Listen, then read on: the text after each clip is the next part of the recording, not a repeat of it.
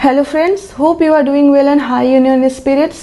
एकीकृत 69th संयुक्त प्रारंभिक प्रतियोगिता परीक्षा से रिलेटेड बीपीएससी ने आपके लिए एक डिटेल एडवर्टाइजमेंट जारी किया है। हम उसी को डिस्कस करेंगे। अगर आपने ऑलरेडी इस एडवर्टाइजमेंट को पढ़ लिया है और आपको कोई डाउट्स नहीं है related, you can entirely skip the video. But अगर आपको कहीं भी कोई डाउट है रिलेटेड टू एजुकेशनल का क्वालिफिकेशन, रिजर्वेशन फी एक्सेट्रा एक्सेट्रा, तो you can watch this video. आप वीडियो की स्पीड बढ़ा सकते हैं बेस्ड ऑन योर कंफर्ट। आप प्लीज़ देख लीजिए and at the end you will be having all the clarity required for the understanding of this advertisement. Okay, so fundamentally हम इन सारी चीज़ों पे अभी बात करेंगे कि वैकेंसीज कितनी है, इंटीग्रेटेड एग्जाम में कौन कौन से एग्ज़ाम होने वाले हैं, एजुकेशनल क्वालिफिकेशन क्या है इन डिफरेंट एग्जाम का, रिजर्वेशन क्या क्या प्रोविजन है, फ़ी कितनी होगी, most importantly age limit and ये सारी चीज़ें देखेंगे। एग्ज़ाम के स्ट्रक्चर क्या होंगे और अदर डायरेक्शंस जो कमीशन ने आपको कम्युनिकेट किए हैं। सो चलिए डिस्कशन स्टार्ट करते हैं। आप देख रहे हैं पीएससी नट्स एंड मैं हूँ आपके साथ प्रियंका कुमारी।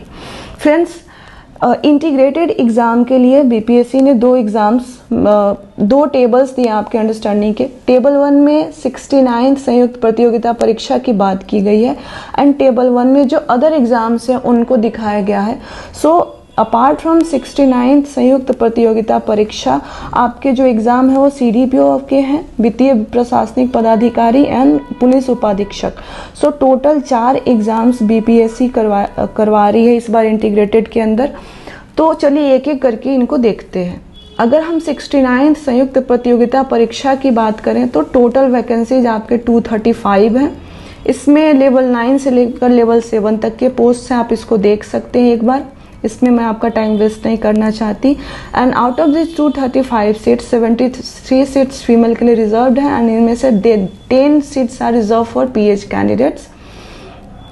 अगर हम टेबल 2 में यानी अन्य एग्जाम की बात करें तो सीडीपीओ के लिए आपके पास 10 वैकेंसीज है, जिसमें से कि एक फीमेल के लिए रिजर्व्ड होंगी।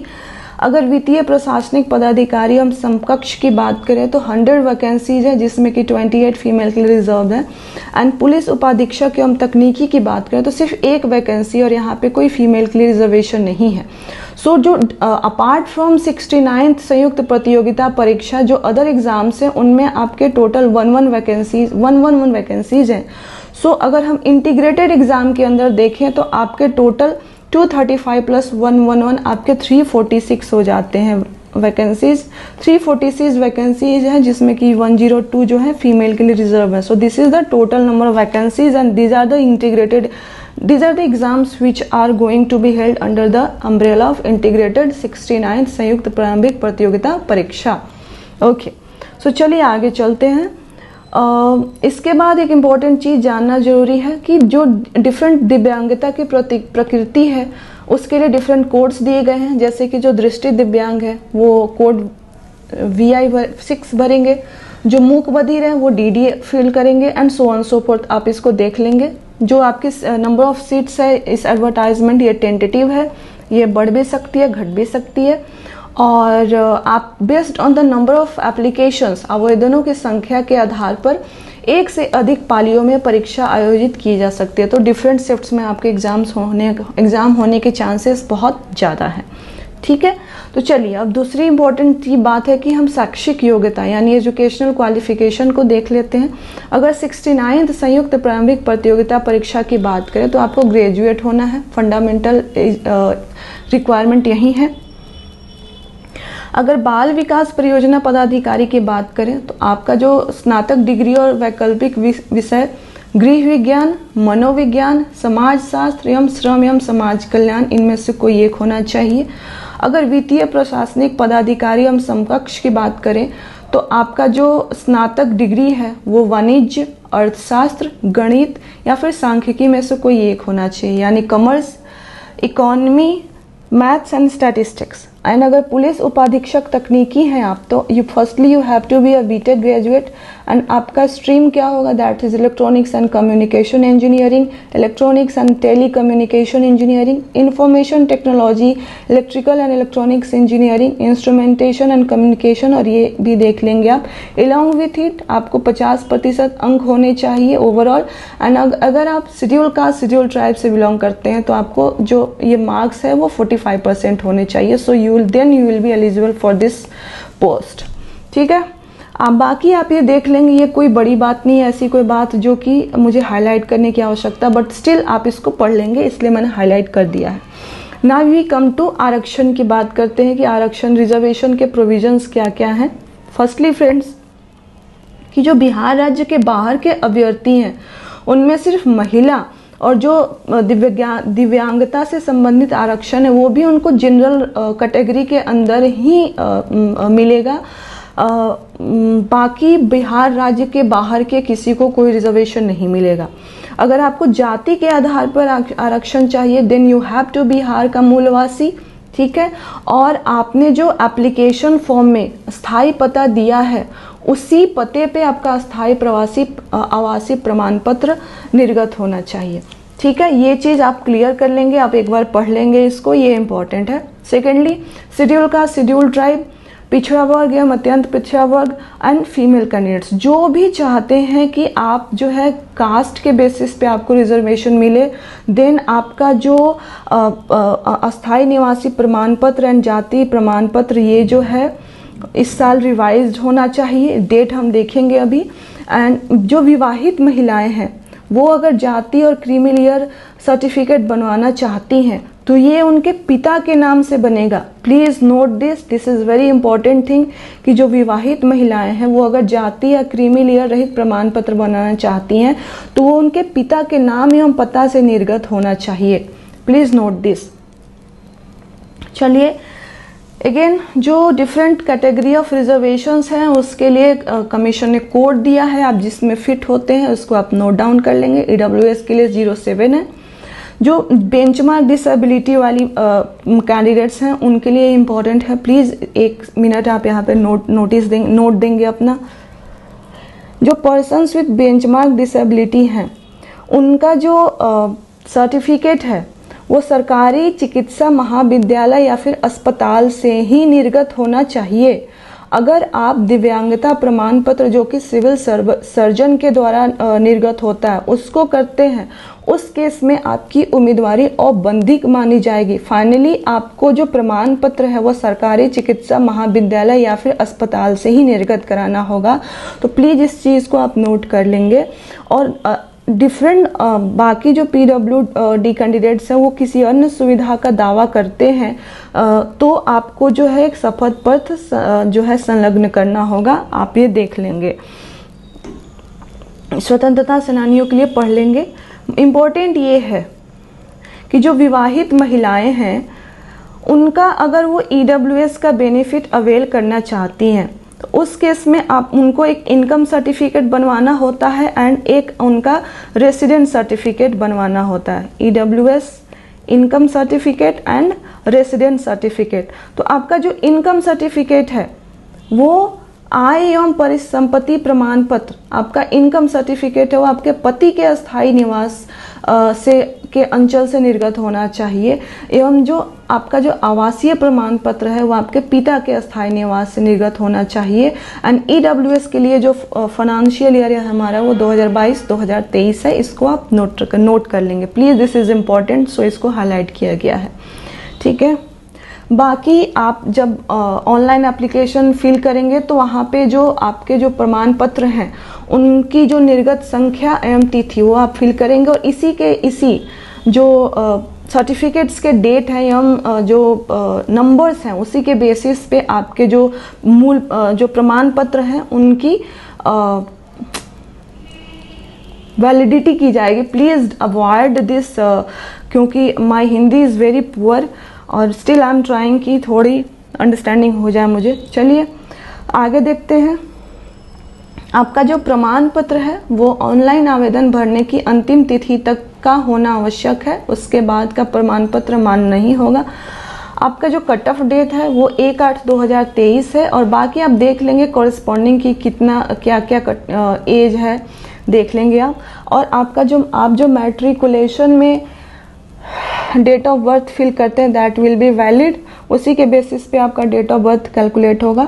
जो डिप्यूटी एसपी तकनीकी का एक पोस्ट है उसके लिए ये शारीरिक क्षमता दी हुई है, प्लीज़ इसको पढ़ लेंगे, इसमें ऐसी कोई बात नहीं जिसको हाईलाइट की जाए। फ्रेंड्स, फ़ी पे आते हैं। इस बार 2 तरह की फ़ी लगाई गई है, एक है बायोमेट्रिक फ़ी एंड दूसरी जो अदर एग्ज़ाम प्रतियोगी एग्ज़ाम फ़ी, और अलग अलग एग्ज़ाम के लिए अलग अलग फ़ीस आपको पे करना है। फॉर एग्ज़ाम्पल मान लीजिए कि इंटीग्रेटेड एग्ज़ाम में हमारे पास 4 एग्ज़ाम्स हो रहे हैं, इनमें से आप 3 में अप्लाई करते हैं, तो इन तीनों के लिए आपको बायोमेट्रिक फ़ी भी अलग अलग पे करना होगा एंड एग्ज़ाम फ़ी भी अलग अलग पे करना होगा। अब जो बायोमेट्रिक फ़ी है आपका हर एग्ज़ाम के लिए 200 रुपये का है, और एग्ज़ाम फ़ी जो है हर एग्ज़ाम के लिए यहाँ पे दिया हुआ है। अगर आप schedule caste, schedule tribe, female या फिर पीएच नहीं है तो आपको 600 रुपये लगेंगे, और बाकी इन तीनों कैटेगरी के लिए 150 रुपये लगेंगे। तो this is the exam fee and biometric fee 200 रुपये है। एक रिलैक्सेशन है कमीशन की तरफ से कि अगर आप ऑनलाइन एप्लीकेशन फिल करते समय जो आप आइडेंटिटी कार्ड के लिए अगर आप आधार नंबर का यूज़ करते हैं तो आपको बायोमेट्रिक फ़ी जो 200 रुपीज़ चार्ज की जा रही है वो नहीं करना होगा। सो मेक श्योर कि आप अपने सबके पास आधार कार्ड तो मोस्टली होगा ही, मेक श्योर कि आप अपने जो पहचान पत्र है उसके लिए आधार नंबर का ही उपयोग करें। अब ये देख लेते हैं कि एग्ज़ाम की संरचना कैसी होगी। एग्ज़ाम के 3 पार्ट्स होंगे। फर्स्ट पार्ट जो भाग 1 होगा वो 2 घंटे का होगा, वस्तुनिष्ठ ऑब्जेक्टिव होंगे एंड 150 नंबर का होगा, निगेटिव मार्किंग होगी, और मुख्य परीक्षा के लिए जो टोटल नंबर वैकेंसीज है उसके 10 टाइम सेलेक्ट किए जाएंगे। मुख्य परीक्षा में आपकी ये स्ट्रक्चरिंग है, आप देख लेंगे। जो Hindi, general studies paper 2, general studies paper 3 and निबंध, और ये आपके ऑप्शनल सब्जेक्ट्स हैं, इनकी एक बार लिस्ट देख लेंगे आप। ये आपकी स्ट्रक्चरिंग है। अगर सीडीपीओ की बात करें तो अगेन यहाँ पे सीडीपीओ में हमारे पास निबंध नहीं है, हिंदी है, GS2, GS3 300 के, और आपके जो ऑप्शनल सब्जेक्ट है इन चारों में से किसी एक को सिलेक्ट करना है। वित्तीय प्रशासनिक पदाधिकारी हम समकक्ष है, इसमें भी आपका निबंध नहीं है। सेम हिंदी जो कि क्वालिफाइंग होगा, GS2, GS3 एंड ऐच्छिक सब्जेक्ट है, इसको आप एक बार देख लेंगे। एंड पुलिस उपाधीक्षक तकनीकी है, इसमें आपका निबंध है प्लस आपका ये ऑप्शनल सब्जेक्ट्स हैं, इनके कोर्स भी दिए हुए हैं, आप देख लेंगे। जो पर्सनालिटी वाला पार्ट है वो 120 नंबर का होगा, एंड जो टोटल मेधा सूची जो फाइनल मेरिट लिस्ट बनेगी आपकी, अगर 69 संयुक्त परीक्षा की बात करें तो 1020 अंकों का होगा, 900 प्लस 120। अगर सीडीपीओ की बात करें तो टोटल मेरिट लिस्ट 1020 पे बनेगी, 900 प्लस 120। एंड पुलिस उपाधीक्षक तकनीकी की बात करें जो टोटल मेरिट लिस्ट है वो 1320 1320 मार्क्स का होगा, जिसमें हमारा मेंस का 1200 मार्क्स होंगे एंड इंटरव्यू के 120 मार्क्स होंगे। प्लीज़ इसको आप देख लेंगे, ठीक है। बाकी ऑनलाइन आवेदन भरते समय कुछ जनरल डायरेक्शंस हैं कि आपको जो आपके जो सर्टिफिकेट्स हैं, कागजात हैं, वो पीडीएफ फॉर्मेट में अपलोड करने आवश्यक हैं। एक इम्पॉर्टेंट बात है कि जो भी इंफॉर्मेशन आप देना चाहते हैं कमीशन को, जो भी कम्युनिकेट करना चाहते हैं, उसको आप उस इंफॉर्मेशन को एक बार पूरी तरह से संतुष्ट हो जाएं तभी आप पेमेंट करें। अदरवाइज एक बार आपने पेमेंट कर दिया उसके बाद ऑनलाइन आवेदन में, ऑनलाइन एप्लीकेशन में कोई भी एडिट का प्रोविज़न नहीं होगा। आप इसको नोटिस रखेंगे। आपको फ़ोटोज़ डालने हैं, हिंदी एंड इंग्लिश में सिग्नेचर डालने हैं। लास्ट इम्पॉर्टेंट डायरेक्शन है कि आप एक बार जब ऑनलाइन एप्लीकेशन को कम्प्लीटली फिल कर देते हैं तो आप उसको डाउनलोड फील्ड एप्लीकेशन सेक्शन से जा कर के डाउनलोड कर लेंगे, या उसकी जो 2 कॉपियाँ हैं उसकी प्रिंट करके रख लेंगे। ये सारी जो भी चीज़ें आप उसको सुरक्षित रखेंगे, आपके साक्षात्कार के समय इसकी ज़रूरत पड़ेगी। एंड लास्टली ये सारी चीज़ें कोई रिलेवेंट नहीं है। लास्टली कमीशन ने कहा है कि इस प्रतियोगिता परीक्षा हेतु डिटेल्ड सिलेबस जो कमीशन की वेबसाइट है www.bpsc.bih.nic.in यहाँ पे अवेलेबल है, आप यहाँ पे जाके देख सकते हैं। So friend, this is all about the discussion related to advertisement of the commission. Hopefully आपके डाउट्स क्लियर होंगे। इसका ये जो हाईलाइटेड PDF है ये आपको टेलीग्राम पे मिल जाएगा।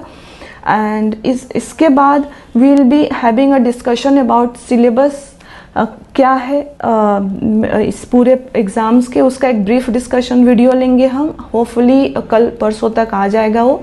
And further that we will be starting proper जो डिस्कशन होता है स्ट्रेटेजी एंड एवरीथिंग, उसके बाद हम bit by bit move on करते रहेंगे। So thank you very much for the discussion. आप बिल्कुल अपने एक्शन मोड में लगे रहिए and thank you very much.